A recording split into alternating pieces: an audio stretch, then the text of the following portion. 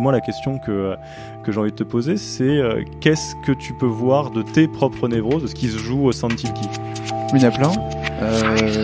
Bienvenue sur le podcast Yaniro, podcast dans lequel toutes les 2 semaines, je rencontre un entrepreneur pour discuter avec lui des coulisses de son aventure entrepreneuriale. Aujourd'hui, j'interviewe Sylvain Tillon, CEO et cofondateur de Tilki, une solution de tracking de documents numériques qui permet de traquer si un document envoyé a été lu, par qui et pendant combien de temps. Dans cet épisode, Sylvain revient sur son histoire de serial entrepreneur de sa première boîte jusqu'à Tilki. On parle de l'échec, de la manière dont les névroses de Sylvain nourrissent les névroses de Tilki, mais aussi de son premier job et de pourquoi c'est une vraie mauvaise idée d'aller au tribunal sans son avocat. Un grand merci à Sylvain pour sa rare franchise. J'ai adoré enregistrer cet épisode et j'espère que vous y prendrez autant de plaisir que moi. Bonne écoute. Bonjour Sylvain, je suis ravi de t'accueillir là au sein du podcast Yaniro. Et un peu comme le veut la tradition, est-ce que tu préfères que j'essaye de présenter tout ce que tu as fait en voyant si j'ai bien fait mes devoirs, ou est-ce que tu veux le présenter tout seul alors que tu le fais déjà 1000 fois par jour ? Alors j'ai vu que tu étais passé sur mon profil il y a 45 minutes, mon profil LinkedIn. Ouais. Du coup je te laisse faire. Allez, c'est parti. Donc tu es le fondateur avec ton cofondateur qui s'appelle Timothée de Tilki. Tilki est une solution de tracking de documents qui permet, quand on envoie un document de type Propal, livre blanc, de savoir globalement qui a lu, quand, comment, combien de temps, dans quel ordre et est-ce que c'est lu ou pas. Tu cherches un boulot ou... Pas du tout. On en parle maintenant parce que sinon moi je t'embauche. Commercialement c'est très bien. Allez, nickel. D'ailleurs, je peux même te rajouter que vous êtes diversifié sur tout ce qui est Tilki Event et Job aussi. Et d'un peu dans les spécificités au-delà de Tilki, qui est une boîte que tu as montée en 2013, 2014 ? Ouais, fin 2013 et vrai lancement juillet 2014. Voilà, donc vous êtes un peu moins de 30, vous avez levé 2 fois, une fois c'est quoi, donc c'est 500K, je regarde mes notes quand même, et 3,5 millions récemment, mais ça on va y revenir parce que vous avez fait un petit happening vraiment dans votre ADN de renard là-dessus. Je dis renard parce que c'est le logo de Tilki.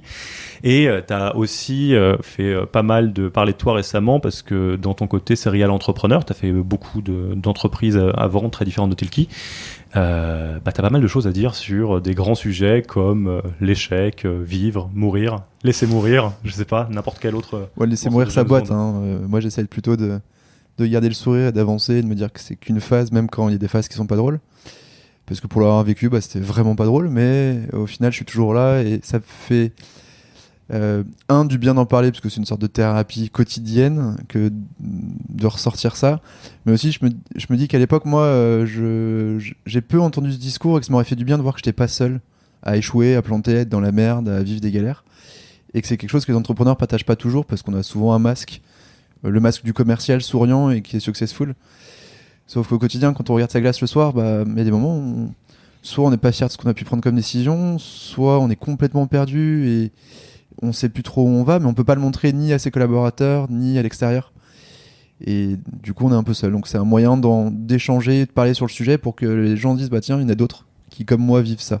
Et tu me disais, avant qu'on commence l'interview, que là, t'as le téléphone qui sonne toutes les 2 minutes pour des gens qui te disent, ouais, moi aussi, j'ai lu ton article. Je viens de publier une petite interview sur l'échec et comment potentiellement s'y préparer à bien échouer.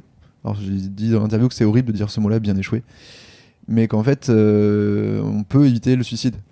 Il y a d'autres... Ce qui est toujours ça de prix. Ce qui est toujours ça, tout à fait. Et qu'il existe des solutions et elles sont pas... il n'y en a pas 50 000, il y en a quelques potes entrepreneurs bienveillants qui ont connu des galères et qui sont capables d'écouter, d'aider, de soutenir sans juger. Et moi c'est vraiment 2-3 potes comme ça qui m'ont permis de sortir la tête de l'eau. Aujourd'hui, il y a maintenant 2 associations très bien, notamment une 60 000 rebonds, qui est un peu partout en France. J'aimerais en profiter pour passer un petit coucou à Bruno Tesson, qui se reconnaîtra, qui travaille là-bas, ancien DG du réseau Entreprendre. Ouais, c'est des réseaux qui sont assez proches et où c'est des entrepreneurs qui ont connu ces moments de galère et qui du coup seront de très très bons conseils sur comment le gérer, comment dépasser ça. Il y a aussi Second Souffle à Lyon, si je dis pas de bêtises, qui est une autre association qui fait ça. Et le troisième, alors c'est très surprenant, c'est le tribunal de commerce en fait. C'est pas que des enculés. Ce ne sont pas que des gens de l'administration qui sont là pour vous faire du mal.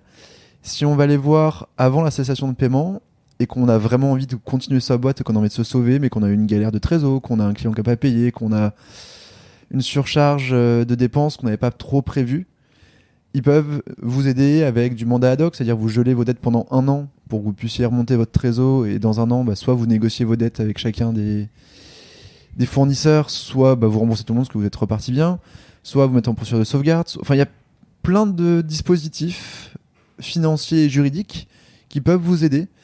Et dans tous les cas, le juge ou le président du tribunal de commerce, c'est un peu comme votre banquier. Plus vous le prévenez tôt, plus votre dossier sera traité le jour où vous arriverez face à lui avec un dossier liquidation. Ce que ça m'évoque, j'avais écouté une interview d'un entrepreneur qui s'appelle Fibre Tigre. Je sais pas si ça te parle. Il fait de la fiction. Enfin, c'est un auteur de fiction et il a pas mal de bonnes formules et il dit que globalement, il y a beaucoup de choses dans la vie. Il faut les voir comme des super pouvoirs. C'est-à-dire, tant que tu l'as jamais vécu, ça fait peur, c'est effrayant, un procès, une liquidation, et qu'une fois que tu l'as fait, c'était peut-être pas rigolo, mais au moins tu sais comment c'est. Et tu peux passer peut-être à autre chose ou l'appréhender un peu différemment. Donc tout ce qui est partage d'expérience sur la fin de la vie d'une boîte, je pense que c'est bon à prendre aussi dans ce sens. Ouais, après faire attention à ces super pouvoirs, puisque dans ma première boîte, j'ai eu 1, 2, 3 procès pour des conneries. Un concurrent qui m'a copié mais qui m'a attaqué pour pas que je puisse l'attaquer et qui a fait appel, évidemment, donc je compte ça comme 2 procès, et une commercial qui m'a volé des produits et qui voulait pas me les payer. Donc assez simple, mais c'est des trucs qui durent très longtemps, qui coûtent très cher, qui sont très fatigants, et que j'avais trouvé mes avocats pas très très bons à l'époque, mais très chers. Voire je déprimais quand j'avais été au tribunal écouter la plaidoirie de mon avocat. Et du coup, le 4e procès, c'est une banque qui m'a attaqué pour une caution que je ne pouvais pas payer et que j'avais essayé de négocier avec eux, qu'ils n'avaient pas voulu négocier. Et comme j'avais acquis ces super pouvoirs, d'avoir vécu le truc plusieurs fois, de maintenant me sentir habitué, et que je suis un grand fan de Suits, The Good Wife et autres séries juridiques à la con sur Netflix. T'as mis ton plus beau costume. J'ai mis mon plus beau costume et j'y suis allé tout seul. En mode, je vais me représenter moi-même. Mais en fait, ça marche pas comme ça. et là, j'ai fait quelques âneries. Et du coup, j'ai repris un avocat derrière. Donc, attention, super pouvoir avec ces sujets-là. Parfois, il y a des spécialistes et c'est bien aussi de leur donner la main quand c'est nécessaire, même si on peut s'investir dans le sujet. Mais là, pour l'anecdote, je suis allé du coup au tribunal pour plaider ma cause par rapport à cette caution pas payée, où je n'étais pas du tout d'accord avec la banque, ce qu'elle me reprochait, ni même avec la caution d'ailleurs qu'elle me demandait. Le juge m'appelle à la barre, j'arrive, je dis bon, monsieur, il me demande si je suis OK avec ce qu'on me reproche, je dis non, je vais vous expliquer pourquoi. Il me fait je m'en fous, vous allez l'écrire. Non, c'est bon, j'ai écrit sur ma petite feuille, là, je vais vous dire pourquoi je suis pas d'accord. Je dis, non, en fait, vous allez l'écrire pour que la partie adverse ait 3 semaines pour vous répondre sur vos arguments. Ok, après il se passe quoi? Vous avez 3 semaines pour répondre à leurs contre-arguments. Ok, ensuite, eux vont répondre à leurs contre. J'ai dit mais ça dure combien de temps? Mais c'est pas comme ça dans Suits là et dans toutes les séries. Ça va plus vite. Pas. Il fait et je lui dis ça dure combien de temps tout ça? Il fait si vous êtes rapide 6 mois, au pire 12. Je dis quoi, 12 mois? Enfin, je reviens toutes les 3 semaines ici pour apporter mes arguments, alors que la banque en face est sous la gueule du monde. Il fait non mais monsieur Tillon, on parle pas comme ça de criminel déjà. Et deuxièmement, vous allez suivre la procédure. Oh putain, le con. Donc voilà, donc catastrophe. Et surtout qu'en sortant de la salle, je vais voir l'avocate adverse et je lui dis bon, allez, arrêtez vos conneries, enlevez là tous les frais que vous m'avez rajoutés. Par contre, maintenant j'ai gagné ma vie depuis 1 an, je peux vous payer la caution que je vous dois. Mais on reste à la somme de départ, pas les 50% que vous m'avez mis en plus. Du coup, on arrête, j'ai pas envie de dire tous les 3 semaines, c'est con. Je me sens pas en faute, mais je préfère arrêter là et finir ce truc. Et elle me répond, monsieur Tillon, désolé, moi j'ai pris le dossier. Je ne suis pas du Crédit Mutuel, qui était la fameuse banque qui m'attaquait. Et si je ne vais pas au bout, je ne suis pas payé. Donc moi, je ne veux pas transiger, sauf si vous payez la somme. Je me dis, attendez, madame, en France, c'est pas autorisé normalement d'être payé au success fee sur un procès. Non, mais c'est notre arrangement, c'est comme ça avec la banque. Du coup, monsieur Tillon, soit vous payez les 15 000 euros à la place des 10 000, soit on va au bout du procès. Et qu'est-ce que j'ai fait comme un âne? J'ai prévenu le juge que l'avocate adverse m'a dit qu'elle était payée au success fee, ce qui était illégal selon le code machin, et l'article truc que j'ai été chercher, donc du coup j'ai pris un autre procès pour diffamation. Donc prendre un avocat parfois c'est bien. Ok, mais ça peut servir. Et là j'ai rappelé mon avocate qui m'avait aidé pour ma liquidation, que j'ai croisé en fait par hasard, et qui me dit non mais Sylvain, arrête tes conneries, j'ai entendu parler de toi, t'as été le con lors d'un déjeuner sans être là. Il m'a dit mais c'est qui ce con cause attaquer une avocate face à un juge alors qu'il n'y connaît rien et qu'il a 25 ans? Arrête, stop, n'y va plus, je gère, je la connais, je vais la rattraper, l'avocate adverse, elle va t'enlever ce procès pour diffamation que c'était juste pour te faire peur et t'emmerder, et l'autre partie je gère. Et le pire c'est qu'elle a gagné, donc j'ai même pas eu à payer 10 000 euros, donc top. Mais alors ça, alors je vais faire une transition qui va te sembler un petit peu cryptique au démarrage, mais on va très vite retomber sur nos pattes. On avait un petit peu parlé avant l'interview de ton côté, de ton rapport à l'injustice notamment. Est-ce que c'est quand même pas mal quand on lançait une boîte ambitieuse. J'ai vu donc tu as partagé un article il y a pas longtemps qui disait, en substance, je te paraphrase à peine, c'est bien beau d'embaucher un Chief Happiness Officer si vous managez comme une casserole. Voilà, là c'est ma libre interprétation de ton article, mais enfin globalement, ce que ça dit, c'est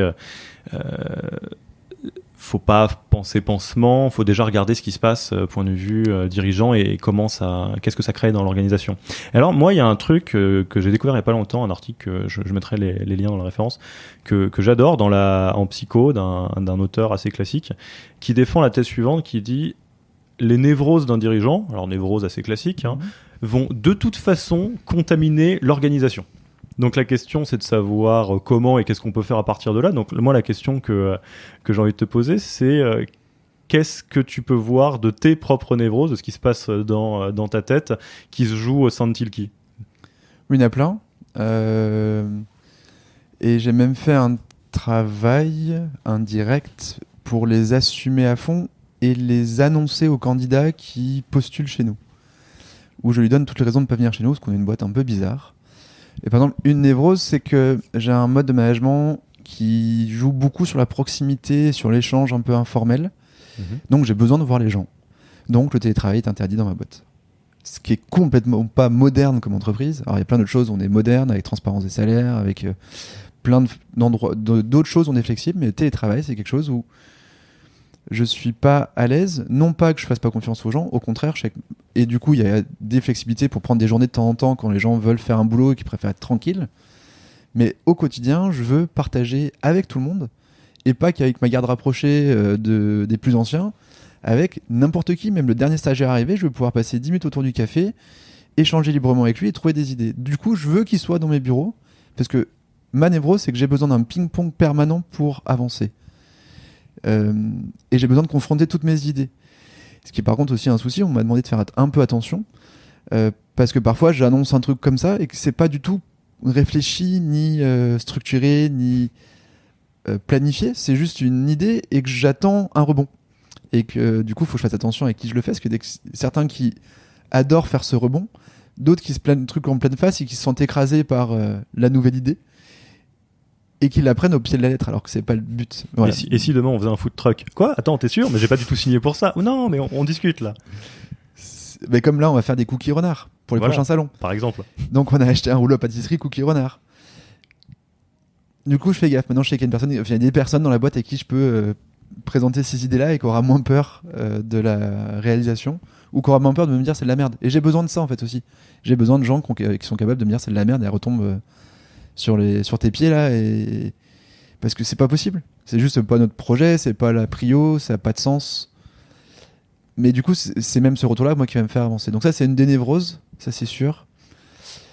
Dans les autres, j'ai besoin de défis permanents, donc je vais me remettre en danger régulièrement, alors soit sur des idées managériales où on va péter l'orga complètement, on va changer complètement la façon de travailler, la façon de recruter, parce que j'ai envie de tenter autre chose et j'ai besoin de ça, moi, pour me nourrir, pour apprendre et pour m'éclater au quotidien. Donc c'est une autre névrose où je vais me mettre en danger, donc je vais mettre tout le monde en danger régulièrement. Par exemple, en voilà deux. Et je suis sûr qu'on peut en trouver d'autres. C'est des névroses donc on peut tourner aussi évidemment par son côté positif, parce que c'est un peu comme ça que ça marche aussi. Il y a plein d'avantages à fonctionner comme on fonctionne, hein, même quand c'est un peu différent. Et ça t'est déjà arrivé ou ça t'arrive encore que ça crée des problèmes ou ça crée des difficultés des gens qui le vivent mal, parce que toi fatalement t'es à l'aise, ou au moins t'as l'habitude de fonctionner comme ça vu que tu impulses, que tu le veuilles ou non.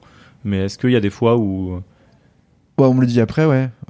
Des collègues qui sont plus proches qui peuvent me dire sinon la tête déconné sur cette annonce parce que ça a fait peur à certains ou ça a été pas pris de la bonne façon par certaines personnes. Mais du coup c'est rattrapé parce que ils me connaissent, 2 on a écrit ces névroses. Et pas que les miennes, celles de la boîte, parce qu'en fait c'est des névroses de boîte qui sont certes impulsées par moi au début, mais aujourd'hui il y en a d'autres qui impulsent des névroses dans cette boîte. Par exemple, ça donne quoi la névrose de la boîte qui sont pas forcément que les tiennes?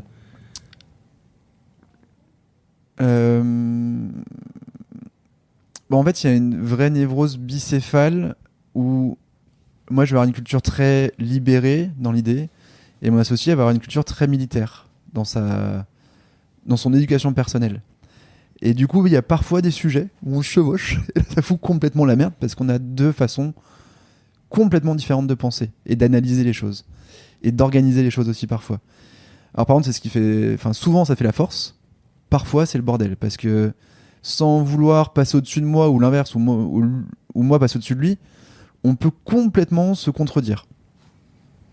Et ça fout la merde, ça. Mais là, comment vous arrivez à gérer? Est-ce que vous dites, bon bah faut écouter et papa, faut écouter les deux? Il y a en fait il y a un tonton qui a été mis en place pour ça. D'accord, il s'appelle vraiment un tonton? Il s'appelle Stéphane, on s'appelle papa en fait, parce que nous deux on s'est pas appelé papa maman avec Tim, mais c'est lui le papa qui est un peu plus sage, un peu plus ancien, qui est un pote de Tim mais qui travaille plus avec moi parce que c'est notre directeur commercial aujourd'hui. Et du coup, qui sait nous parler, et qui nous comprend, et qui sait trouver le juste milieu entre ce qu'on a pu présenter. Donc il fait un peu le médiateur et le tampon vis-à-vis de certains membres de l'équipe. C'est pour ça que j'appelle le tonton, le parrain, c'est celui qu'on va voir quand on s'engueule avec ses parents et qui est rassurant parce qu'il prend un peu de recul et qu'on écoute un peu plus parce que il n'y a pas de lien direct. Bon, le parrain, tu vas aussi le voir pour finir dans du béton. Hein. C'est un autre parrain, ça. Plus globalement, avant qu'on reparle un peu de la genèse, des différentes boîtes, comment tout ça s'est organisé, on a vraiment le sentiment, quand on t'écoute parler, quand on voit un peu ce que tu postes, que tout ce qui est managérial, ou du moins un peu ce qui se passe dans ta boîte, au-delà de ce qu'elle fait, ce qu'elle délivre, c'est un truc qui est vachement important pour toi. D'où ça vient, selon toi? D'une expérience un peu folle à 18 ans à Malte. Je voulais apprendre l'anglais en vivant l'anglais au quotidien. Je suis parti 6 semaines là-bas. J'avais billet d'avion payé par mes parents et c'est tout. Fait que je me démerde sur place pour trouver un logement et pour payer ma bouffe. Enfin, payer mon logement et ma bouffe. Donc j'ai travaillé, mais c'est le but de travailler pour parler anglais. Et je me suis retrouvé cuistot, mais en salle, parce qu'à l'époque, Malte ne faisait pas partie de l'Union Européenne, donc j'avais pas de visa de travail, donc il fallait me cacher. J'avais 18 ans, j'étais fan de cuisine, mais j'avais jamais travaillé en cuisine. Et j'ai appris plein de choses incroyables. Et il y a plusieurs trucs qui m'ont choqué, gêné, emmerdé. La première étant qu'on était payé en fonction de notre nationalité. Donc les plus payés de l'heure, c'était les Maltais, devant les Italiens et Français, parce qu'on était censé savoir cuisiner, qu'on avait du goût. Devant un peu le reste de l'Europe, Serbes, Roumains et autres, qui étaient présents et qui, eux, parfois, avaient des compétences en cuisine. Et encore devant les Libyens, qui étaient considérés comme des singes, donc qui n'avaient pas touché à la nourriture. Et c'était dit comme ça dans les cuisines. Les singes étaient à la plonge, les Libyens étaient à la plonge. Ce qui est ultra choquant. D'autant plus que les Maltais foutaient rien. C'était insupportable de voir ceux qui étaient le plus payés qui produisaient le moins, et ceux qui étaient pas très bien payés, les Serbes et Roumains, ceux qui faisaient tourner la cuisine. Et sans eux, on n'avait plus de pain maison. Parce qu'il n'y avait que le Roumain qui savait faire ça. Sans le Serbe, on avait plus de pâtes maison non plus, parce que c'est le seul à savoir faire les pâtes artisanales. Après, c'est refaisable, mais à son rythme de production, c'était impossible. Et les mecs étaient moins bien payés que moi de l'heure. Je trouvais ça fou, quoi. Donc il y a eu ce premier truc-là où je me dis, merde, il y a un souci. Parce que là, limite, il y avait transparence de salaire, on le savait, hein, combien on était payé. Ouais, mais par contre, il y avait beaucoup d'injustice. Mais une injustice très forte, quoi. Et le deuxième truc, c'est un autre truc où j'ai trouvé un peu d'injustice et je comprenais pas et je suis allé voir le chef pour lui demander, il m'a envoyé paître. C'est les pourboires. Ok, tu donnes un pourboire parce que le serveur était sympa, parce que tu as bien présenté les plats et ce qui est venu avec un grand sourire. Mais tu as aussi un pourboire parce que c'était bon. Parce que le serveur a beau être très sympa, si c'est pas bon, généralement tu vas pas laisser de pourboire. Et pour autant, nous en cuisine, on ne touchait pas la queue d'un radis d'un pourboire. Et je ne comprenais pas cette logique, sachant qu'on finissait comme les serveurs, qu'on faisait même 1 heure de plus que les horaires qui étaient payés, et qu'on n'avait jamais ce côté-là. Et que je suis allé voir le chef en disant, je ne comprends pas, je comprends qu'il y ait 70% peut-être pour les serveurs, parce que c'est eux qui font ce travail et c'est eux qui récoltent. Mais c'est aussi grâce à nous, donc que nous on soit motivés, et qu'en plus on voit que les clients ont été contents, ça fait du bien, pas qu'au porte-monnaie, ça fait du bien à l'ego et la motivation. Et il m'a répondu, tu comprends rien, c'est pas ton sujet, de toute façon même entre chaque serveur ils ont des pourboires différents et c'est très bien comme ça. Et pareil, ça, je me suis dit, le jour où je peux avoir la main sur ce sujet-là, j'aimerais le faire différemment. J'aimerais réfléchir à une autre méthode qui me semble plus juste. Voilà, donc c'était ça le point de départ. Après, il y a aussi ce point de départ dont je parlais tout à l'heure. Hein, plus il y a de défis, plus ça me fait marrer. Et plus on me dit de faire quelque chose, plus j'ai envie de faire le contraire pour voir si ça marche.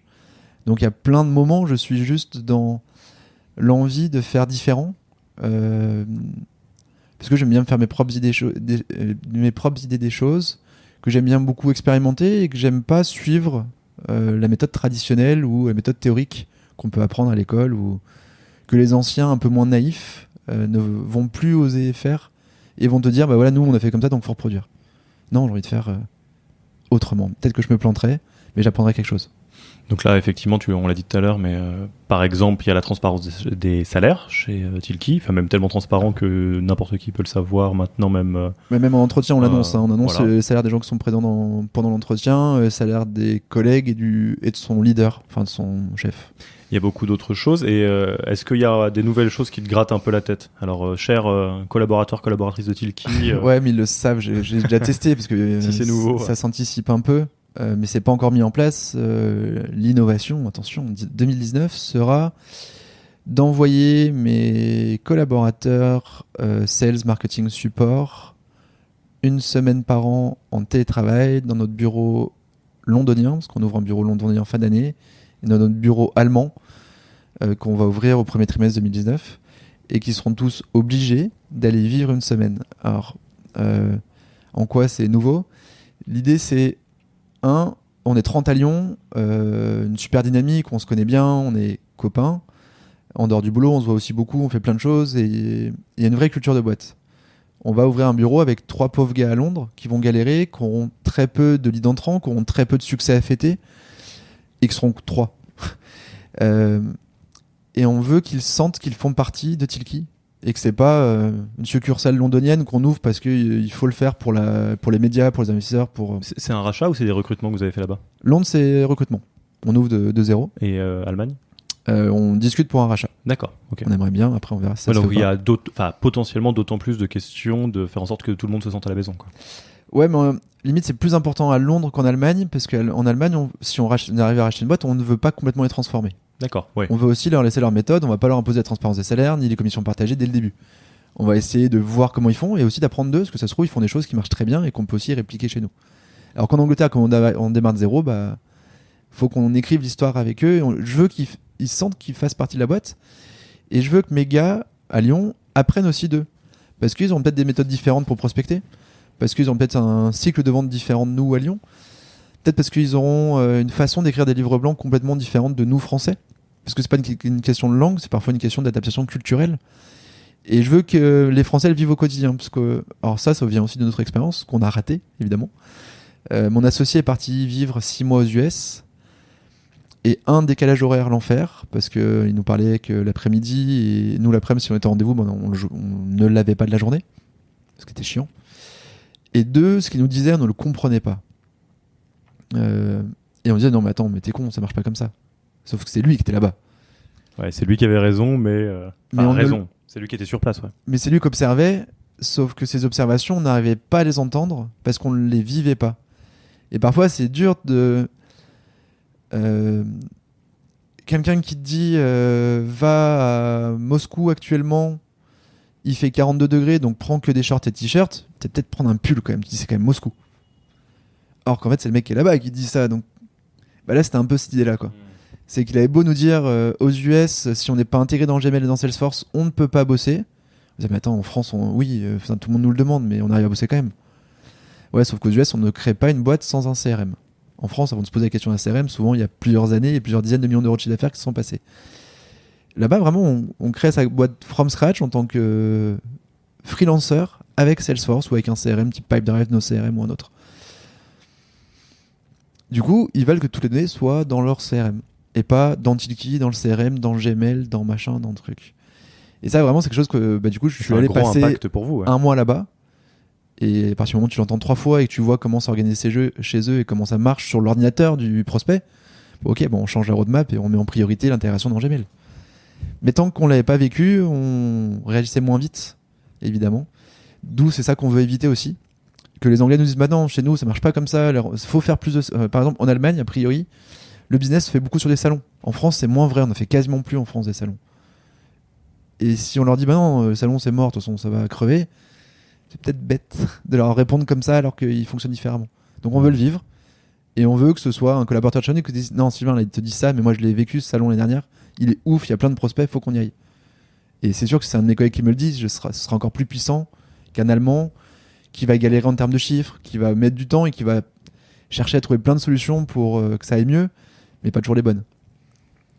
Et à l'inverse, dans tout ce que tu as un peu expérimenté, enfin vous avez expérimenté Timothée et toi, sur des choses un peu managériales, manière d'organiser la boîte, est-ce qu'il y a des trucs que vous avez dû arrêter parce que ça marche pas quoi, ou qu'il n'y avait pas levé de bouclier ou quoi, mais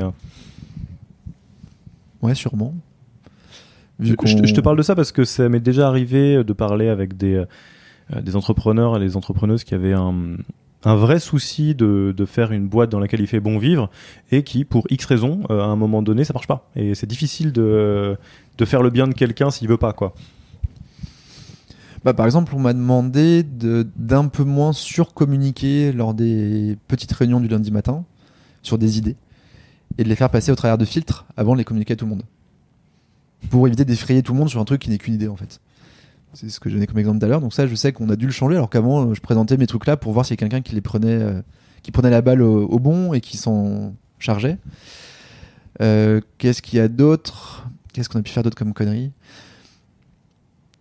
Ouais, peut-être un peu de survendre la boîte au début, alors qu'aujourd'hui, on va plutôt chercher à faire le contraire et mettre en place un contre-entretien pour dire toutes les raisons pour lesquelles il ne faudrait pas venir dans la boîte.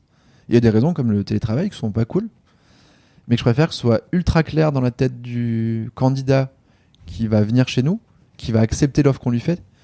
Parce qu'il y a un travail de sélection des deux côtés, mais moi j'aime bien que le candidat soit un peu honnête en disant je déteste faire ça et ça là-dessus je suis mauvais, plutôt qu'il me dise qu'il est bon partout et qu'on se rende compte au quotidien que ça va pas. Et l'inverse aussi, c'est que moi je lui dis qu'on est dans une boîte géniale alors que les salaires sont corrects mais c'est pas les meilleurs salaires du marché, qu'il n'y a pas de télétravail pour certaines personnes c'est super important, qu'il n'y a aujourd'hui pas de ticket resto, c'est pas prévu à court terme, qu'il n'y a pas de bureau indépendant. On est tous en open space, il y a des salles de travail, on peut se caler, mais il n'y aura jamais de bureau fermé. Qu'est-ce qu'il y a comme truc bizarre ? On a une grosse culture du pré-travail et du post-travail, du café à 8h ou de la bière à 18, ou le café aussi, ou le coca, pour échanger sur la journée. Pendant la journée, on bosse, on essaie d'être sérieux et à fond, mais on a besoin de ces petits moments qui font presque partie du temps de travail, parce que finalement, on fait à peine 35 heures sur la semaine de temps devant l'ordi, de temps de boulot, mais qu'on a 1 heure par semaine à prendre sur ces moments off pour croiser des collègues qui font pas du tout la même chose, pour me croiser moi, pour voilà, se retrouver autour de sujets qui sont plus ou moins boulot, mais ça revient souvent à ça. Et c'est là qu'on a eu nos meilleures idées, en fait. C'est dans ces moments off et on les cultive. Mais du coup, il faut accepter de donner un peu de soi et de mêler un tout petit peu le perso. Et pareil, donc c'est une des 12 règles. On dit attention, ça c'est pas cool. On vous demande de vous livrer un peu. Alors, vous pouvez refuser, j'entends. Parce qu'il y a des gens qui aiment pas ça. D'autres qui veulent absolument pouvoir voir leurs collègues un peu en dehors du boulot parce que c'est important pour eux, que ce soit des gens qu'ils estiment. Mais voilà, chacun sa méthode. Mais du coup, nous, on a assumé notre méthode pour qu'il n'y ait pas de déception chez les nouvelles recrues. Et qu'elles puissent pas me dire, bah non, moi, ça me fait chier de vous voir à 18h le soir et je veux jamais être là. Ouais, mais c'est un peu la règle. Donc du coup, bah, soit viens le matin, parce qu'il y en a qui sont là plutôt le matin, qui préfèrent être là le matin. Mais si tu veux vraiment pas nous voir et que tu veux juste faire tes 35 heures pile, bah en fait, c'est même pas ça qu'on te demande. On te demande aussi de faire des choses dans les 35 heures qui sont pas directement des tâches productives. Et est-ce qu'il n'y a pas un petit côté conflit intérieur des fois sur cette question du pro du perso, parce que c'est une grosse question quand même dans le milieu startup et c'est pas une question très facile, parce que je me souviens très bien qu'on avait parlé du fait voilà, il y a ce que tu dis, hein, où c'est important de se connaître entre collègues et de se livrer un petit peu, d'être pas juste là pour faire son boulot, et qu'en même temps tu avais toi-même des règles assez bien établies sur comment tu sépares ta vie pro et ta vie perso, notamment dans ta vie sentimentale, pour assurer que il y a des frontières assez clean. Ouais, après ça n'empêche pas que mes collègues connaissent ma vie perso, mais que par contre celle-ci je ne l'affiche pas sur les réseaux sociaux. Je suis pas écrit comme étant en couple, je suis pas écrit comme étant jeune papa, rien, ça n'apparaît nulle part, à part dans cette interview. Mais du coup, elle sera plutôt diffusée à titre pro. Mais voilà, c'est pas un truc dont je parle ou que j'affiche, parce que déjà je trouve que c'est assez inintéressant. Qu'en plus, j'avais cette vraie peur, mais même vis-à-vis des copains, qui d'ailleurs, c'est parfois était fondée, qu'on ne me parle que de ça, que du fait que je deviendrai papa un jour, et que c'est pas que moi, enfin que moi, c'est pas que le fait que je vais être papa. J'ai aussi d'autres choses, genre que tu me parles de mes hobbies, de mes restos, de mon boulot, et que tu passes la soirée à me parler de comment je vais accueillir le gamin qui arrive. Ouais, ça va 5 minutes quoi, mais en tout cas, je ne veux pas être dans ce type de case-là. Donc du coup, voilà, c'est pour ça que ce truc-là, je les partage peu. Après, chacun vit sa vie. Il y a des collègues qui n'ont jamais présenté leur conjoint et on s'en fout, chacun fait ce qu'il veut. D'autres qui les ont présentés très vite parce qu'ils sont les bienvenus lors de nos soirées ou de nos événements, certains événements entreprises. Là, chacun fait ce qu'il veut. Mais c'est plus, toi, limite, en plus, on veut presque pouvoir t'aider si t'arrives à une galère aussi. On voit que quelqu'un ressent que tu vas pas bien, on va pas te laisser aller pas bien. Enfin, c'est con. Quitte à te dire, mais rentre chez toi, va gérer tes merdes. Mais du coup, il faut qu'on le comprenne un peu. Et pour le comprendre un peu, il faut qu'on te connaisse un tout petit peu. Je demande pas à connaître ta vie. Je demande à comprendre les signaux que tu m'envoies. Voilà. Et qu'est-ce qui te... Je vais pas trouver le bon mot, mais qu'est-ce qui te gratte dans le fait qu'on puisse potentiellement te considérer que sur un aspect de toi-même? Alors, je vais pas rentrer plus en détail dans le côté jeune papa, mais je pense à ça parce que c'est un sujet aussi d'entrepreneurs que je rencontre sur ouais, mais moi, j'ai pas envie d'être juste le start-upper avec des Stan Smith, quoi. Et je parle vraiment pour toi, là. Je fais le parallèle avec le côté de n'être que ton boulot, quelque part. Mais... Ouais, mais en fait, moi, je suis un homme sandwich. Donc, si, moi, je me suis créé cette image de n'être que le taré serial entrepreneur qui a créé Tilki et qui se déguise en renard. Et je veux pas qu'on aille me chercher sur autre chose, en fait. Ça me va bien d'avoir un personnage public. Voilà. Donc, au contraire, moi, je suis très content qu'on ne me voit que comme ça. Et... Bon, par exemple, là, sur la dernière interview, sur celle-ci où tu vas me faire parler un peu plus, une autre journaliste m'a posé des questions un peu cool, ça m'a fait plaisir, pour une fois qu'il sortait un peu des sentiers battus, ou du coup qui m'a demandé mes prochains rêves. Alors j'expliquais que un de mes prochains rêves serait de racheter une entreprise dans la fabrication de poêles et casseroles. Je suis fan de gastronomie et une même pièce de bœuf dans une poêle Seb ou Tefal ou dans une poêle Mauviel ou Cristal, ça n'a pas le même goût. Vraiment. Mais le même morceau que tu as coupé en deux et tu as cuit pareil. Et pourtant, ça, on le sait peu, c'est peu valorisé, alors qu'aujourd'hui, tous les grands chefs dans les grandes cuisines utilisent ces ustensiles qui sont accessibles au grand public. Et j'adorerais travailler sur le marketing d'un produit comme ça. Et pas que pour la France, pour le monde entier, parce qu'on est vu comme un super beau pays de la gastronomie, mais on met très peu en valeur ce qui permet de la préparer. Et j'adorerais travailler là-dessus. Et de refaire du produit industriel qu'on touche, pas que du digital. De travailler avec des équipes qui m'ont pas choisi aussi, ça c'est un autre défi que j'aimerais vivre un jour. Aujourd'hui j'ai toujours créé mes boîtes from scratch, donc j'ai choisi les gens avec qui je voulais bosser. Là c'est de dire tu arrives dans une boîte où limite t'es le méchant, donc bonjour, on fait pas de télétravail, ouais tu vas voir. C'est ça. Non mais du coup tu dois aussi accepter derrière qui existe déjà, de trouver un moyen de transformer les gens sans les violer, ou de transformer ou de les faire avancer à ta façon aussi, avec tes névroses toujours. Mais voilà, ça c'est un défi qui pourrait me plaire. Et du coup il m'a posé ces questions là, donc j'ai raconté cette histoire. Mais c'est aucun projet à court terme parce que j'ai Tilki, je suis engagé à 200% et j'ai pas le droit de faire autre chose. 2, du coup, j'en ai pas envie de faire autre chose pour l'instant, mais ça m'empêche pas de voir des choses qui m'éclatent autour et de me dire tiens, un jour, si je pouvais faire ça, ça m'éclaterait. On a parlé de pas mal de choses et on n'est pas en fait parlé du tout de ton histoire, etc. Mais il n'y a pas d'obligation, de toute façon, on fait ce qu'on veut ici. Moi, il y a un truc sur lequel j'aimerais bien t'entendre, c'est l'histoire de ton histoire en tant que serial entrepreneur. Comment tu la raconterais si on te force pas à rentrer dans des jalons, et surtout comment est-ce que tu la raconterais si tu te forces consciemment à éviter un effet post-rationalisation, création de ma propre légende, j'ai sorti l'épée du rocher, déjà tout petit, je vendais des limonades, etc. Tu le fais comme tu veux, vraiment. Ça commence où tu veux, ça termine où tu veux.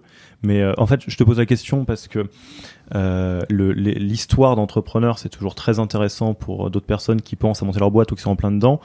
La post-rationalisation, pour moi, ça l'est beaucoup moins. Et moins drôle, ouais. Pas du tout de parents entrepreneurs, donc pas du tout baigné là-dedans. mais pour plein de raisons, toujours eu besoin de me différencier pour que mon papa me regarde. Voilà, ça vient de là. Qui se disent, putain, il fait des choses, c'est pas con. Donc j'ai toujours fait plein de petites choses depuis que je suis adolescent qui m'éclataient pour gagner de l'argent, pour faire des petits boulots, pour suivre des projets passion. Par exemple? J'ai bossé en pizzaiolo, donc d'abord en livraison, après en cuisine. J'ai organisé la plus grosse soirée étudiante de prépa à l'époque à Paris. Mais ça avait pris 3 mois alors que j'étais en prépa et que je me suis éclaté à faire cette soirée, à rencontrer des DJ incroyables et faire des trucs de fou. Ce voyage à Malte pour apprendre et l'anglais et la cuisine. Bah, voilà, des trucs un peu comme ça, un peu à côté. Et première année d'école de commerce, on doit tous faire un projet virtuel de création d'entreprise. J'ai cette idée de bijoux pour cheveux qui me vient complètement par hasard, qui a rien à voir en fait. Je vois pas les couleurs, je connais pas la coiffure, mais voilà, ça me fait marrer de découvrir un nouveau monde et je sentais que le projet avait un peu de potentiel. Et à la fin, je suis sélectionné parmi les 12 meilleurs projets, je finis 11e sur 12. La légende dit qu'une très jolie femme, c'est vrai, elle était très très très jolie, vient me voir en me disant Sylvain, tes bijoux sont moches, ton équipe elle tient pas la route, mais j'adore ton concept, ton idée de mettre des boucles d'oreilles de cheveux, trucs qui servent à rien, qui sont juste jolis. Voilà ma carte, si tu vas plus loin, je t'invite à dîner à Paris pour que tu m'expliques l'idée d'après. 2 choses étaient vraiment très très jolies, donc j'avais vraiment envie de me faire inviter par elle. Deuxièmement, il y avait écrit L'Oréal sur la carte. Troisièmement, normalement je devais partir en stage à l'étranger comme tout étudiant de l'EM de première année. Et en fait j'en avais peur, j'avais pas de réseau, je voulais pas faire un truc de merde. Et l'échappatoire était de créer sa boîte. Donc, 1, il y avait l'envie de revoir cette jolie femme. 2, l'envie de tenter mon expérience seule, alors que tout le monde me disait que ça marcherait pas, que c'est trop compliqué. Mes parents les premiers, mais c'est un moyen aussi encore de me faire remarquer. Et 3, il y avait ce stage à l'étranger où j'avais rien trouvé qui me passionnait. J'avais regardé un peu ce qui existait, mais n'ayant pas un réseau de dingue, les missions que j'avais trouvées ne me faisaient ni marrer, ni en termes de pays, ni en termes de job. Et du coup, je me dis pourquoi pas créer ma boîte pour éviter ce stage et pour faire mon propre truc. Donc voilà, ça c'est quelque chose que je n'ai jamais dit. La boîte, l'enfer des premiers mois où tu sais pas par quelle boule prendre, tu dois faire un produit mais t'as jamais industrialisé quoi que ce soit. Et mon associé Vincent, un super copain, on crée la boîte à 50-50 avec chacun un prêt étudiant qui au bout de 3 mois va retrouver un pote qui était en stage lui à New York dans la finance, qui gagnait sa vie correctement en stage et qui revient en disant mais qu'est-ce qu'on est con à bouffer des pâtes et sans savoir si un jour on fera un euro de chiffre d'affaires. Lui est défrayé de 1800 € par mois en stage dans la finance, mais je vais faire pareil quoi. Enfin, c'est 1800 fois plus que nous donc et en plus beaucoup moins risqué, beaucoup plus cool. New York c'est trop cool, je vais faire la finance. Bon ok Vincent. Sauf que là les premières merdes parce que on n'avait pas écrit de pacte, donc du coup il a voulu me vendre ses parts. On avait créé la boîte avec 15 000 €, 7 500 € chacun. Il m'a proposé de racheter ses parts à 75 000 €. Évidemment, j'en avais pas les moyens et pas envie.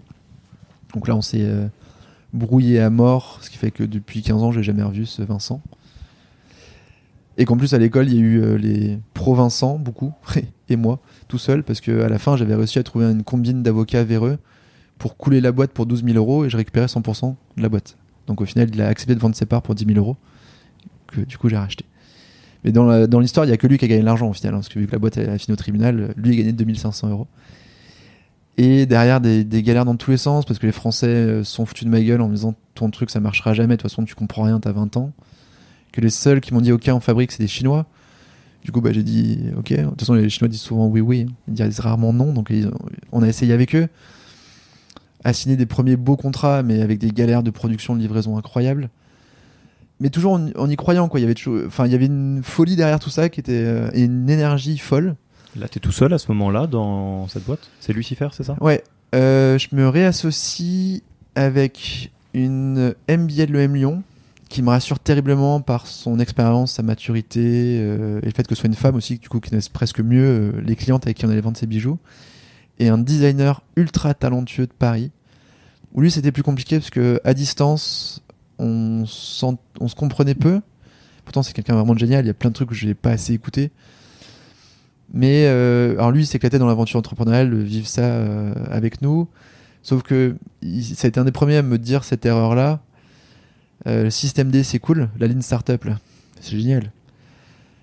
Et au bout d'un moment, quand tu lances ton produit, s'il est pas complètement fini, pour des clients B2C, ta photo elle est moche, ton produit partira pas. Et c'est lui qui me dit mais non, si on prend une mannequin, on fait un truc de ouf et ok, ça nous coûtait 10 000 balles, mais on aura une photo pour nos 3 prochaines années dans tous les pays du monde. Et j'ai jamais mis ces 10 000 euros pour faire cette séance photo. Par contre, j'ai mis 6 fois 2500 euros pour faire des séances photo avec des pseudo-mannequins. Mais en fait, sur ces 6 séances, je crois que j'ai pas une photo dont je suis fier. Et je dis pas que c'est ça qui a fait planter la boîte, mais c'est un exemple parmi d'autres que la peur de l'échec, un peu. Parce que du coup, si je mettais 10 000 et que je faisais une mauvaise séance photo, j'étais mort, il n'y a plus de boîte. J'ai plus de trésor, je pouvais plus refaire une séance. Alors qu'en mettant 2500, je me donnais la possibilité d'en refaire une 6 mois après. Donc il y a cette peur-là de pas réussir, d'être en dessous de mes attentes, mais qui finalement faisait que j'arrivais toujours en dessous, mais en disant c'est pas grave, j'ai pas trop payé. Et d'être, même dans le produit, on était encore trop en système D à faire un truc qui était pas nickel, mais parce qu'on n'avait pas l'argent, qui fait tout de suite qu'on rend des clients, donc on a vendu un peu vite, ce qui a aussi créé la déception. Donc voilà.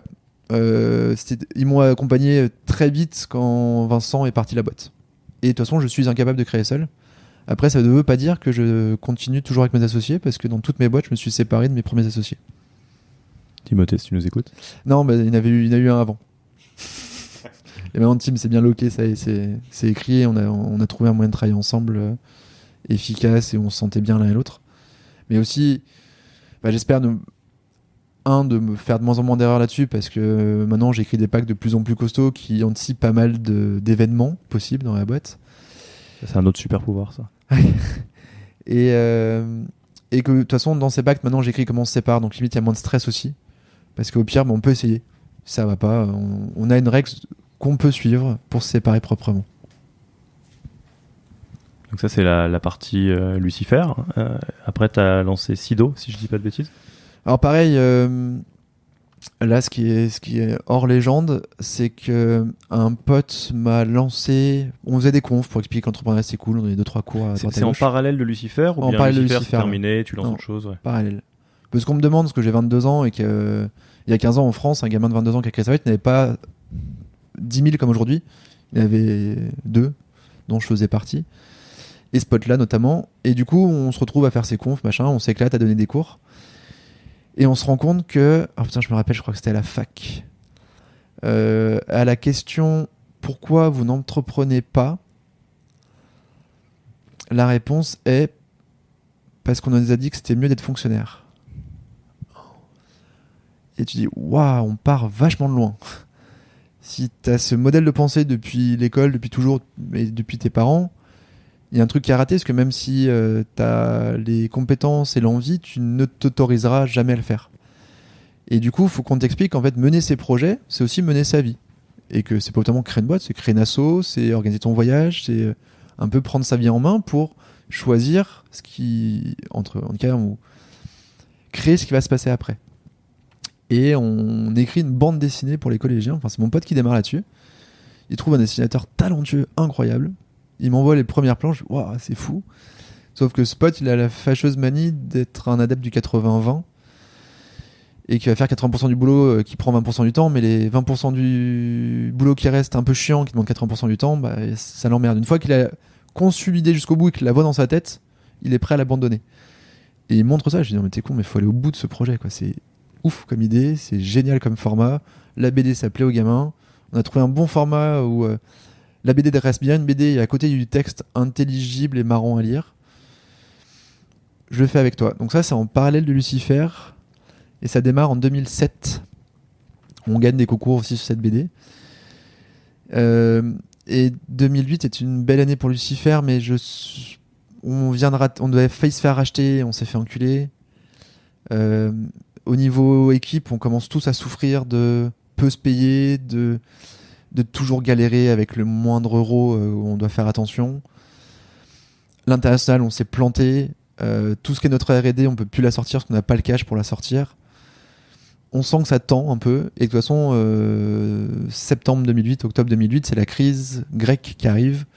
Et en fait, avec un impact incroyable sur les particuliers où on bossait aussi avec je bossais avec des banques pour la partie bande dessinée qui me disaient, mais nous, il n'y a pas encore de logique à... Non, c'est pas la crise grecque, c'est les subprimes qui explosent. 2011, la Grèce. 2008 les subprimes. Et les banques disent aujourd'hui, il n'y a aucune logique à ne pas investir, mais les boîtes et les particuliers n'empruntent plus et dépensent moins. Donc en fait, dans tous les cas, même s'il n'y a pas de raison, il n'y a pas de vraie crise, on est en train de la créer. Et putain, les coiffeurs qui ont une logique pet analyst géniale, une gestion bon père de famille en tout cas, on dit on n'achète plus rien. On ne fait plus de stock, on garde tout notre réseau pour payer nos salariés, qu'on ne veut pas virer. Et stock, zéro. Et notre carré de commande, il diminue de 60% du jour au lendemain. Avec même le gros salon mondial de la coiffure et de la beauté, qui est un event, enfin un salon à Paris, où en 3 jours, on fait 30% de notre chiffre annuel. Annulé, faute d'exposants. Bon, 60% de perte de carré de commande, plus ce salon qui est annulé, morale à zéro. On fait une belle année 2008, mais on sent que ça pue. En plus, avec la vente ratée, on sait qu'on n'a plus de solution. Et je crée à ce moment-là ce qui va devenir Sido. Donc en fait, j'ai commencé à me désengager avant la liquidation. Donc j'ai eu un rebond un peu facilité par ça, dans le sens où je vis très mal, hein, cette fin de Lucifer qui est horrible pour tout le monde. Mais j'ai déjà un truc en tête qui me permet de pas sombrer. Et qui me rassure comme quoi je vais être capable au moins de me payer le SMIC. Parce qu'il y a aussi des questions financières. J'avais 0 hein, et des dettes. Et j'avais tout mon compte courant que je savais que j'allais perdre. Et qu'au moins me payer 1 000 euros par mois par mes 2-3 cours et interventions, ça me rassurait comme quoi je pouvais continuer à avoir mon appart et manger. C'est peut-être un peu sensible comme question, mais comment est-ce qu'ils le vivaient les autres personnes salariés, qui étaient engagées dans salariés ou collègues à toutes les personnes qui étaient dans Lucifer, quand j'imagine à un moment donné ça devenait flagrant que tu as regardé ailleurs aussi. Ouais, mais en fait, je me suis auto-viré de la boîte comme un con au moment du rachat raté. On a été très très loin dans la discussion avec cette boîte et leurs exigences, il y en avait 2. 1, qu'on vire notre nana qui faisait administratif et comptable, et 2, que je me vire moi parce qu'ils voulaient pas un autre chef dans la boîte. Et que pendant les 6 mois de discussion, en fait, j'ai organisé tout pour tout déléguer à mes collègues et pour que je n'ai plus de rôle où je suis indispensable. Sauf que le jour où il m'annonce, le jour de la signature, hein, il m'annonce que c'est plus, il devait me racheter la boîte entre 300 et 400 000 euros. Il me dit c'est plus ça, mais c'est 60 000. De toute façon, ce serait refusé par les investisseurs et autres, que j'avais déjà négocié pour qu'il y ait une petite perte, mais pas trop forte. J'en chiale. J'en chiale pour 2 raisons. 1, je viens de rater une sortie honorable. 2, j'ai plus de job. J'ai plus de bureau dans ma propre boîte. J'ai plus d'espace pour travailler. Et donc, du coup, je suis obligé de revenir un peu, mais je suis presque plus à mi-temps qu'à plein de temps. Donc, je fais acte de présence pour montrer que je suis là, mais j'ai plus de boulot. Et du coup, ça n'a pas été compliqué pour eux parce que ils ont compris que j'avais aussi, vu que j'étais plus payé, que je m'étais viré, sachant que j'avais pas de droit au chômage, pas de droit au RSA parce que j'étais toujours mandataire, ils trouvaient normal que je m'assure un peu d'argent et qu'ils trouvaient quand même ça cool que je sois là 2 jours par semaine pour aider à faire les colis, pour aider à faire un peu d'administratif. Je sens qu'il y a eu plutôt de la bienveillance en disant c'est comme ça quoi. De toute façon, je voulais pas j'avais beaucoup plus à perdre qu'eux. En tout cas, moi, financièrement, j'avais beaucoup à perdre. Du coup, ils savaient que j'allais pas non plus complètement lâcher la boîte, mais ils trouvaient ça normal que j'ai besoin de faire un peu autre chose aussi à côté. Donc, ouais, ça a été très cool. Surtout qu'en fait, ce qui est marrant, ils étaient très contents d'avoir ces nouvelles responsabilités et ils avaient pas trop envie que je les reprenne. Ce qui est normal, hein. Et je me sentais pas de leur dire, bon, maintenant je reviens, donc tu arrêtes de faire ça, c'est moi qui reprends, quoi. Enfin, à la limite, tu le faisais mieux que moi, donc autant que je sois plus là. Donc, du coup, ouais, j'ai eu cette période de chevauchement qui m'a permis de rebondir. Mais ça n'empêche que j'ai quand même été chercher du travail, hein. Parce que c'est pas parce que je me paye 1 000 euros par mois que je pouvais vraiment avoir des projets. Mais c'est ce qui m'a fait refuser les contrats, qu'on me proposait.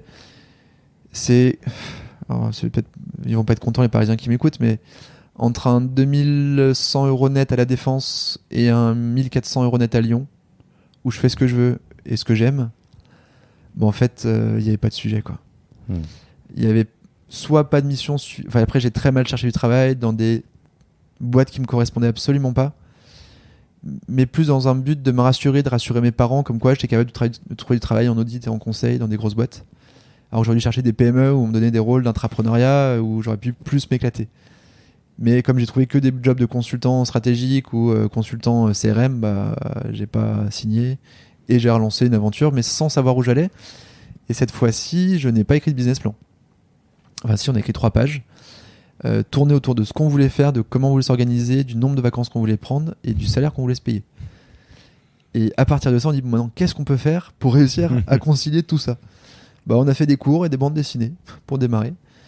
Et ça a évolué avec le temps. Avec les premiers collaborateurs qui nous ont fait changer en disant ouais, c'est cool la BD, mais ce serait bien du numérique, un peu de la vidéo, parce qu'aujourd'hui, Internet arrive et le papier, c'est cool, mais le web, c'est pas mal aussi. Et donc, on s'est lancé dans la vidéo. Puis dans le jeu, puis dans le serious game, puis dans l'e-learning, puis dans plein de choses. Et ça, c'est Sido. Sachant qu'au bout de 4 ans, la boîte commençait à très bien tourner. On faisait 1 million d'euros de chiffre d'affaires, boîte rentable, en belle croissance. Ce qui est déjà cool. Hein. Et franchement, une boîte qui fait 1 million d'euros, qui paye ses gars, qui paye le dirigeant, et où les gens sont fiers de ce qu'ils font, c'est déjà génial. Ça sert à rien de vouloir faire un nouveau Tesla ou un SpaceX, de faire son petit business et de gagner sa vie, d'être heureux tous les matins, c'est ouf. Ça empêche que je suis un peu taré, qu'un collègue m'a créé un espace web pour que je puisse envoyer des propositions complexes, lourdes et jolies à des clients, à des prospects, des propositions commerciales. Et que j'avais mis des trackers dedans un peu par hasard. Par hasard, je fais des guillemets sonores là. Non mais je savais pas, en fait c'est juste que j'avais mis du Google Analytics dessus, parce que c'était sur mon site web, et que je vais beaucoup regarder mes stats, parce que j'aime bien savoir ce qui se passe sur mon site, et que ce jour-là, j'y vais pas tous les jours, ce jour-là je vais consulter mon site, je vois qu'il y a des visiteurs sur mon site, je regarde quelle page il regarde, et il est sur ma proposition commerciale. Et sachant qu'il y avait que lui qui pouvait y accéder, parce qu'il y avait un mot de passe pour y accéder. Et du coup je l'appelle. Et évidemment, le client me dit c'est génial parce que j'avais rien compris, donc explique-moi. Et on passe 2 heures au téléphone. Et à la fin, il dit bon, c'est cool, on signe. Et je me dis, mais c'est donc c'était ouf. une propale Sido. Ouais. C'est ouf. En fait, c'est ça qu'il faut. C'est pas juste lui mettre un bel espace pour qu'il puisse regarder les documents.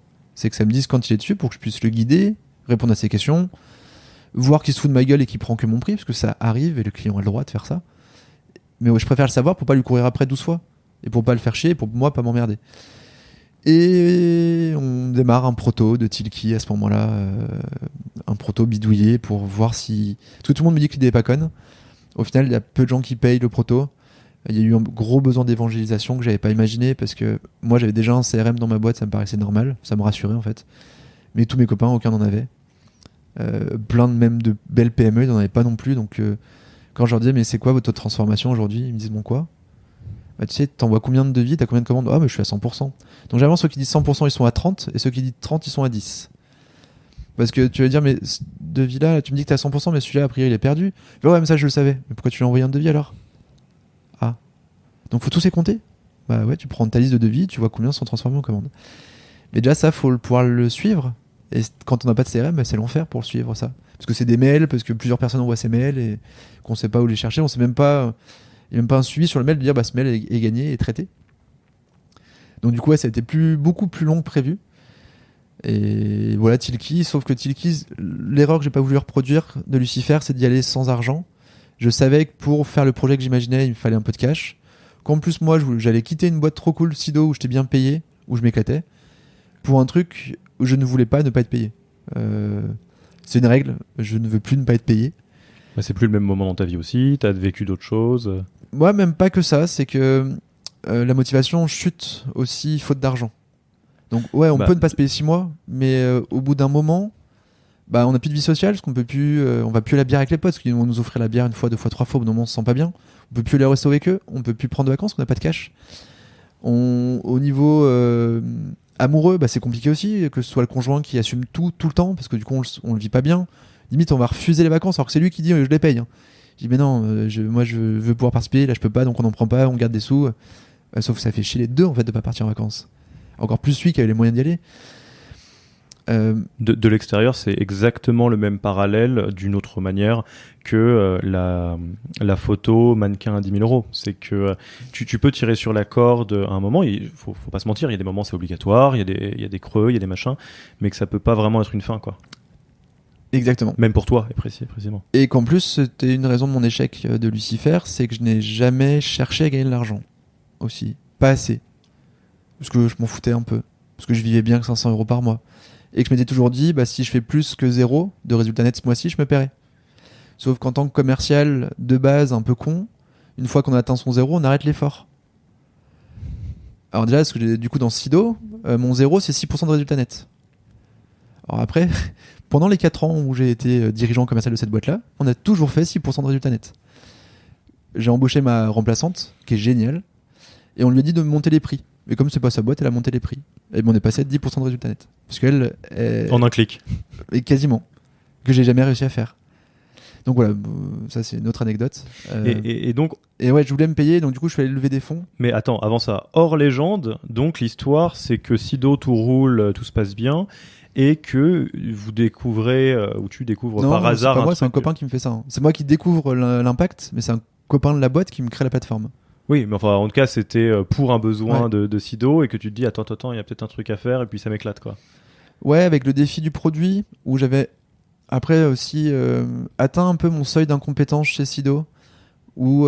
Ça fait combien de temps, Sido ? Maintenant, ça a 9 ans, là, ça avait 4-5 ans à ce moment-là. Ouais.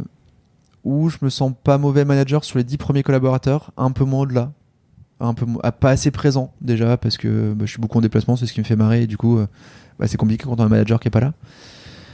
Que même je me sentais incapable de monter les prix parce que c'était trop mon idée et que j'avais peur de décevoir mon client alors qu'on a toujours eu un niveau de surqualité incroyable, mais comme je me vendais un peu moi, même problème qu'avec Lucifer à l'époque, hein, je vendais mon idée de bijoux pour cheveux, j'étais presque tenté de l'offrir parfois pour que les gens la prennent. Enfin, prennent mes bijoux ou prennent mes idées de pédagogie. Et donc voilà, pour ces raisons-là, c'était presque un bon moment pour moi de lâcher un peu la barre. Et aussi, je voulais revivre ce défi du produit que j'avais raté, enfin de Lucifer, des bijoux. Parce qu'aujourd'hui, Tilki, c'est un produit, c'est le même pour tout le monde. Alors c'est un produit numérique, qu'avant c'est un produit industriel, mais je voulais revivre ça avec le côté web qui m'a toujours attiré, avec le côté international qui me manquait pas mal chez Sido, parce que c'est une boîte franco-française qui n'a pas pour objectif d'aller plus loin que ça. Et que je voulais vivre cette aventure un peu start-up folle. Et je voulais limite revivre le côté investisseur que j'avais aussi planté avec Lucifer, parce que j'en avais vu quelques-uns. Et que j'avais pas du tout chez Sido, parce que chez Sido, on a 0 prêt bancaire, 0 dette, 0 investisseur, 0 rien. C'était un autre. J'avais pas le choix, et 2, j'avais pas envie. Mais là, j'avais envie de vivre le truc et d'apprendre de gens. Sido, j'apprenais plus rien. Et là, je voulais me remettre en danger. Limite qu'il y ait des mecs qui me disent quoi faire, même ça m'emmerde, et que dès qu'on me dit ce que je dois faire, je fais le contraire. Mais j'ai presque besoin qu'on m'impulse des choses que j'avais plus chez Sido. Et donc, Sido tourne mieux depuis que je suis pas là. Non mais c'est vrai. Donc ils sont passés à 1,2 million, 1,4 million, 1,5 million les 3 années qui suivaient. Donc super croissance avec plus de résultats que quand j'étais là. Donc naissance de Tilki, on part lever des fonds, bâton de pèlerin. Ouais. On évangélise parce que tout le monde a pas tout à fait compris au démarrage pourquoi c'est bien. Pas de stress sur la levée de fonds parce qu'on avait mon associé et moi chacun notre boîte, donc on faisait ça soirée, week-end et à mi-temps. Donc je continuais Sido encore à l'époque. Et où on se dit on le fera pas sans ça. Si on lève pas de fonds, on le fait pas. Donc du coup, on est un peu décontracté parce qu'on a déjà un boulot, on a déjà un salaire. Et on dit on est prêt tous les deux à quitter notre job pour faire Tilki à 100%, mais que si on se garantit un niveau de vie correct. Et je crois que cette surconfiance a joué dans le fait qu'on a réussi à lever des fonds et où à l'époque, il y a 4 ans, c'était beaucoup de lever 1 million d'euros sur un PowerPoint. Parce qu'on a levé 500 000 en cash et 500 000 en prêt bancaire. Et c'était pas mal, enfin c'était une belle somme en fait, sur un PowerPoint que j'ai diffusé dernièrement sur Madines et qui est dégueulasse en plus. Donc c'est vraiment sur nos gueules à nous en fait. C'est sur mon plantage, qui a généré par contre des appels de mes investisseurs à mes anciens associés et des anciens clients pour savoir si j'étais un boulet ou quelqu'un qui avait pas eu de chance. Je pense que c'est ni l'un ni l'autre, hein, c'est un autre sujet, mais il y a eu une vérification perso, uniquement de moi, pas de mon associé, parce que lui il n'y a pas eu d'échec. Et le fait qu'on ait chacun une boîte qui marche, Sido pour moi et mon associé c'était Oxfose, qui a une petite web agency qui tournait bien, qui a une belle image sur le marché à Lyon. Et du coup on a beaucoup joué là-dessus en disant voilà, on a déjà vécu des erreurs, plein, on en fera d'autres mais pas les mêmes.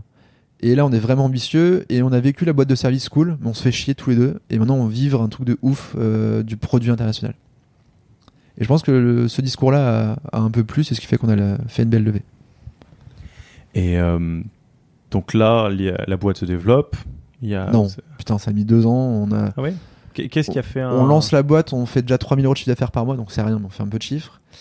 Et 2 ans après, on fait 10 000 par mois. L'enfer. Parce que, le produit en fait, a été beaucoup plus complexe que prévu à créer. Tant que c'est de la bidouille, c'était facile, mais dès qu'on voulait le systématiser et l'industrialiser, en fait, ça a été beaucoup plus compliqué que prévu. Avec tous les cas clients, avec tous les types de navigateurs, avec tous les types d'ordinateurs, de téléphones et autres, et dans toutes les langues du monde, et selon les firewalls. Enfin, en fait, on s'est retrouvé dans un truc vachement plus complexe. Et deuxième point, on a fait des erreurs de prod, on a voulu aller trop vite, on est allé aux États-Unis, ce qui était à la fois une énorme erreur et une grande chance aujourd'hui. On s'en a découvert en allant là-bas, mais au bout de 12 mois, 12 mois de boîte, donc on n'est pas de clients en France, mais on va comme aux US, ce qui est con, mais marrant. C'était un peu ton fantasme au démarrage, de dire je veux faire de l'international. Ouais, sauf qu'on se rend compte que le marché est plus américain que français, qu'on se rend compte que le marché n'est pas très mature, qu'aux US il y a déjà des concurrents, donc pourquoi pas les regarder.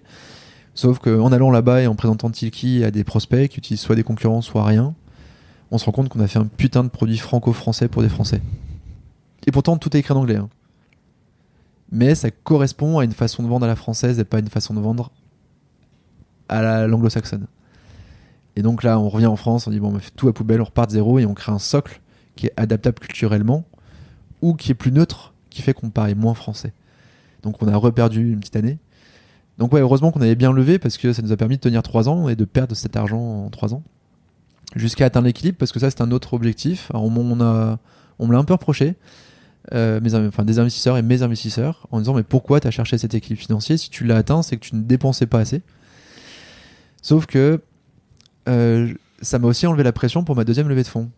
Parce que au pire, je la faisais pas, ma boîte elle coulait pas. J'avais là des trésors et je rentrais du chiffre. Et du coup, ce qui m'a permis d'être plus cool face à eux et de dire non mais si vous voulez pas y aller les mecs, c'est pas grave, nous on a un projet qui est sympa. La manière dont tu le racontes, j'ai l'impression que les deux levées de fonds, pour des raisons très très différentes, c'est les bonnes négociations dans un souk à Marrakech où t'arrives, tu fais il est joli ce tapis, tu le veux? Je le veux pas. Ouais, c'est pas grave, salut. Non, attends, reviens. Non, enfin, blague à part, un peu comme d'habitude en général, c'est plus facile de prêter à des gens qui peuvent vivre si tu prêtes pas, quoi. Ouais, après, par contre, on n'a pas fait une levée de fonds à 15 millions parce qu'on manquait d'ambition. Clairement, on visait pas de faire 100 millions d'euros de chiffre d'affaires parce qu'on s'est foiré aux US, qu'on savait que nos concurrents, eux, avaient levé 100 millions et que du coup, on ne pouvait pas jouer tout de suite avec eux. Enfin, face à eux, ça ne servait à rien d'y aller. D'où on avait un côté un peu commerçant lyonnais qu'on nous a reproché de dire, on leur a dit, nous, en 2-3 ans, on connaît la route pour faire 10 millions. Au-delà, on l'a pas encore. On l'a pas encore parce qu'il faut que le marché bouge, il faut qu'il mûrisse, mais ça on peut pas l'anticiper, on peut pas vous dire baguette de magie, on sait que le 8 décembre 2019 le marché va être mûr. Non, j'en sais rien. Et que si mûrit, oui, il y a un potentiel à 200 millions en Europe. Aujourd'hui il est pas mûr et pour moi il y a un potentiel à 40. Donc si on prend 10 millions, c'est déjà bien. Et là, donc le prochain chapitre de ta vie avec Tilki, alors pas forcément que les poils aient racheté une boîte, tu le vois comment donc? Parce que ça coïncide avec la levée de fonds la dernière à 3,5 millions, c'était il n'y a pas si longtemps que ça. Ouais. Là, c'est l'ouverture du bureau à Londres qui est le prochain défi. Donc, mettre en place une équipe là-bas. Et je suis super content parce qu'on a une collègue de Lyon, anglaise, qui est avec nous depuis 2 ans, qui va aller s'installer là-bas. Donc, c'est cool parce qu'on aura une vraie personne qui connaît très bien la boîte et très bien les produits, qui sera sur place. Et l'Allemagne où fin septembre, du coup l'interview sera peut-être diffusée après, mais on va rencontrer des premières boîtes avec qui on commence à discuter. Et ça c'est une vraie excitation, quoi. Ça va être vraiment marrant. Cette partie-là en plus les Allemands sont tellement différents dans la façon de travailler que ça va être très très très très drôle. Donc ça c'est les gros projets. Après aujourd'hui j'ai besoin de ces projets parce que j'ai moins de rôle opérationnel. Il y a des gens très bons, meilleurs que moi à chacun des postes de la boîte. Et du coup, je suis un peu en charge de ces nouveaux projets-là, de ces nouveaux défis-là. Donc voilà, pour l'instant, c'est ça. D'arriver à dépasser les 5 millions d'euros de chiffre d'affaires annuel récurrent et mettre la boîte en vente. D'ailleurs, ça fait partie des 12 règles qu'on donne aux nouveaux collaborateurs pour qu'ils ne soient pas déçus chez nous. C'est que la boîte sera vendue dans les 3-5 ans. Après, on l'espère. Limite, il y aura un succès si elle est vendue. Si elle n'est pas vendue, c'est soit qu'on n'a pas atteint les objectifs, donc elle ne va pas assez vite, donc il faut tenir plus longtemps, soit qu'on aura planté. Mais ça, c'est je trouve que c'est vraiment un super mouvement, et puis c'est très très honnête et transparent de mettre ça dès l'entretien de recrutement, parce que je suis toujours assez surpris. Alors déjà, parmi les fondateurs, de voir que des fois il y a un angle mort sur quand j'investis, quand j'ai des investisseurs, j'ai des actionnaires, eux évidemment c'est un exit qu'ils cherchent, et puis il y a même pas de mal à ça, c'est le modèle tel qu'il est. Mais quand tu arrives au cran de salarié de start-up, ça peut être encore beaucoup plus, l'angle mort peut être encore beaucoup plus gros, ce qui est normal. Ce qui est horrible, c'est quand t'es salarié, que t'apprends ça dans la presse alors que ton patron te l'a même pas dit, que t'as été vendu. Ça arrive, hein. Ouais, je sais. Et ça je le conçois pas. Mais pourtant, c'est presque plus pour dédramatiser le sujet, donc il y a presque un côté marketing de le dire, hein. C'est dire, le jour où la boîte est vendue, vous n'êtes pas viré, au contraire, je vais vous aider à négocier vos augmentations de salaire, à prendre des postes super intéressants, et vous choisirez si vous restez ou pas. Et de toute façon, moi je ne suis pas parti non plus, hein. Le jour où je serai racheté, on va m'obliger à rester 2 ans, donc, et que j'espère qu'on trouvera un repreneur qui nous choisira pour notre différence et notre capacité d'innovation, et qui nous prendra pour faire ça et pour continuer à faire ça. Après aujourd'hui, j'en sais rien, je sais juste que à terme, je serai plus le chef. Et je vous le souhaite d'ailleurs, parce que je pense que la boîte sera encore plus ambitieuse si je le suis plus à ce moment-là. Bon, Sylvain, merci pour tout. On va arriver un peu à la fin de cette discussion, de cette interview. Merci beaucoup pour tout ce que tu nous as dit, et puis accepter de ne pas faire la légende arthurienne où on pourfend des dragons. J'ai une dernière question pour toi qui est volontairement extrêmement floue. Là, maintenant, à l'heure actuelle, pour toi, d'une manière générale, si tu y penses, qu'est-ce qui est le plus important pour toi ? Parenthèse, à ceux qui écoutent, si tu réponds pas, tes enfants, ta famille, etc., on t'en voudra pas. Ça peut être n'importe quoi. Je n'étais pas du tout parti là-dessus. C'était de me lever tous les matins avec le sourire. Si j'ai ça, c'est que tout roule. C'est que j'ai un équilibre qui me va, c'est que j'arrive à vivre mes passions, j'arrive à m'éclater au boulot, que j'ai des défis à venir et que je me sens bien. Voilà. Donc retour au business plan SIDO de je veux gagner temps, je veux faire ça, je veux faire ce que je veux et être content. Ouais, mais c'est ce que je vis aujourd'hui, hein, franchement. Et tant que je le vis, c'est que voilà, pour l'instant, je suis sur la route que je voulais, et pro et perso. Et que si de toute façon, je deviens fou quand j'ai plus le sourire le matin, j'arrive pas à me lever. Autant je peux me coucher tard, autant me lever, c'est l'enfer. Donc si j'ai pas le sourire le matin quand je me lève pas. Donc ouais, pour l'instant, je l'ai. Et où est-ce qu'on envoie les personnes qui nous écoutent et qui ont envie de te parler ou de te dire quelque chose ? Qu'ils n'hésitent pas sur LinkedIn, sur Twitter. Je suis plus dispo en dehors des horaires traditionnels. Je réponds pas au téléphone, mais je réponds tant qu'il y a une trace écrite quelque part, je réponds. Je suis plus à l'aise à répondre à l'écrit, au moins pour démarrer. Après, autour d'un café, d'une bière, bonne bière, c'est possible, belge, wallonne même, trappiste. Et là, ouais, c'est sûr que ou un bon déjeuner, vous êtes sûr que vous arriverez à me trouver. Ok, le message est passé. Merci Sylvain. À bientôt. Au revoir.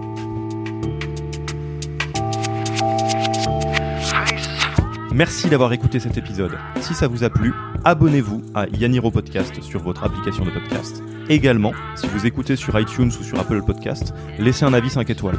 En plus de me faire vraiment plaisir, ces avis 5 étoiles sont la meilleure manière de faire grandir le podcast. Merci beaucoup et au prochain épisode.